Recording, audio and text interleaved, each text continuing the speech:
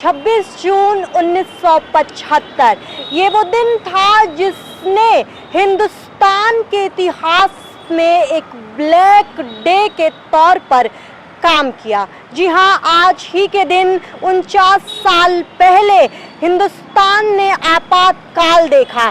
जी हाँ, हिंदुस्तान ने इंदिरा गांधी की सरकार में आपातकाल पहली बार देखा और आज उस दिन को 49 साल हो गए। लेकिन क्या आपने सोचा कि आखिर हिंदुस्तान को इमरजेंसी जैसी स्थिति देखनी क्यों पड़ी, इसके पीछे की कहानी क्या है? तो आज इस रिपोर्ट में हम आपको बताएंगे कि आखिर इंदिरा गांधी को क्या ऐसी ज़रूरत आन पड़ी कि इमरजेंसी जैसी व्यवस्था, इमरजेंसी जैसी स्थिति हिंदुस्तान को देखनी पड़ी 49 साल पहले, यानी कि 25 और 26 जून 1975।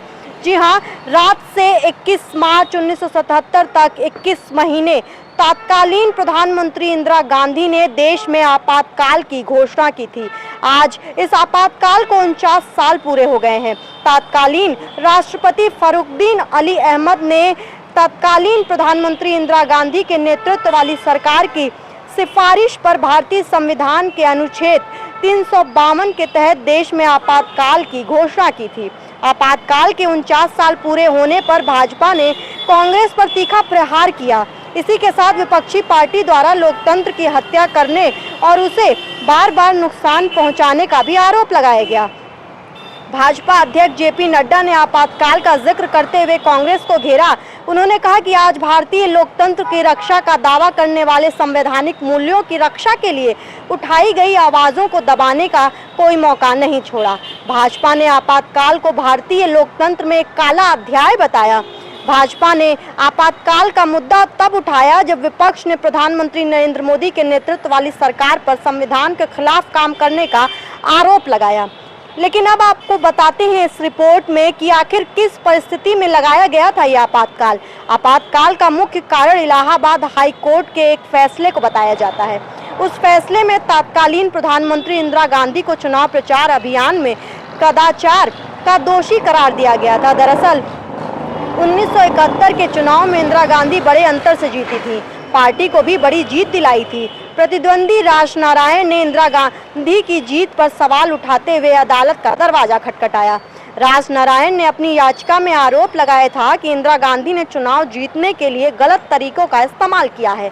मामले की सुनवाई हुई और इंदिरा गांधी के चुनाव को निरस्त कर दिया गया।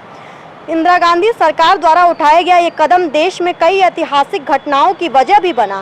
स्वतंत्र भारत के इतिहास में ये सबसे विवादास्पद समय था। 25 जून 1975 को घोषणा के बाद 21 मार्च 1977 यानी कि करीब 21 महीने तक भारत में आपातकाल लागू हुआ।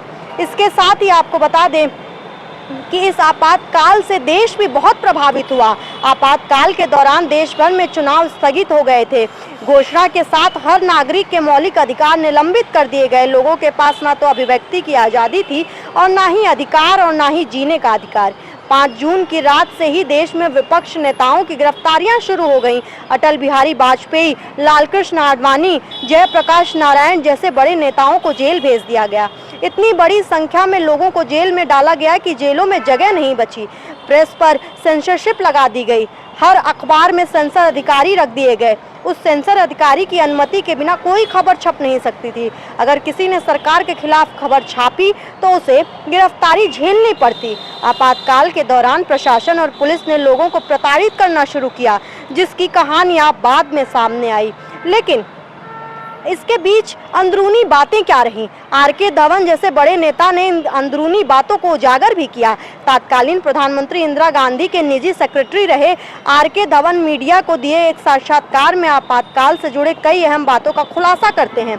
पश्चिम बंगाल के तत्कालीन सीएम एस.एस. राय ने जनवरी 1975 में ही इंदिरा गांधी को आपातकाल लगाने की सलाह दी थी। ऐसी जबरन नसबंदी और तुर्कमान गेट पर बुलडोजर चलवाने जैसे अत्याचारों से इंदिरा अनजान थी। इंदिरा को ये भी नहीं पता था कि संजय अपने मारुति प्रोजेक्ट के लिए जमीन अधिग्रहण कर रहे हैं। सोनिया और राजीव गांधी को आपातकाल को लेकर कोई पछतावा नहीं था। मेनका गांधी ने भी हर कदम पर पति संजय गांधी का साथ दिया। आपातकाल इंदिरा की राजनीतिक करियर को बचाने के लिए लागू नहीं किया गया था। वो खुद इस्तीफा देने के लिए तैयार थी, लेकिन मंत्रिमंडल सहयोगियों ने उन्हें इस्तीफा ना देने की सलाह दी। आपको बता दें, इसी के साथ धवन ने बताया कि इंदिरा को अपने प्रचार प्रधान सचिव पीएन धर्क ने एक रिपोर्ट में कहा था कि आईबी के अनुसार चुनाव होने पर 340 सीटें जीतेंगी। इसके बाद इंदिरा ने 1977 के चुनाव करवाए थे, लेकिन उस चुनाव में इंदिरा को बड़ी हार मिली। लेकिन इंदिरा इस हार से दुखी नहीं थी।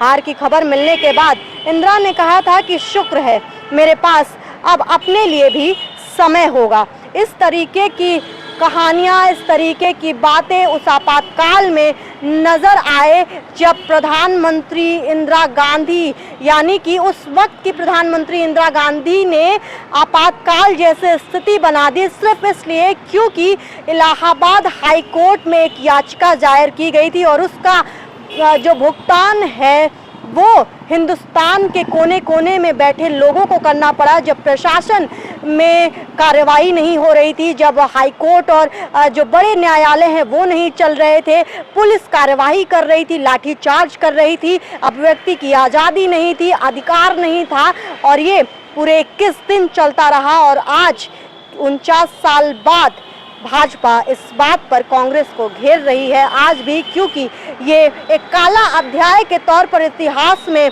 राजनीति के इतिहास में हिंदुस्तान को देखना पड़ा।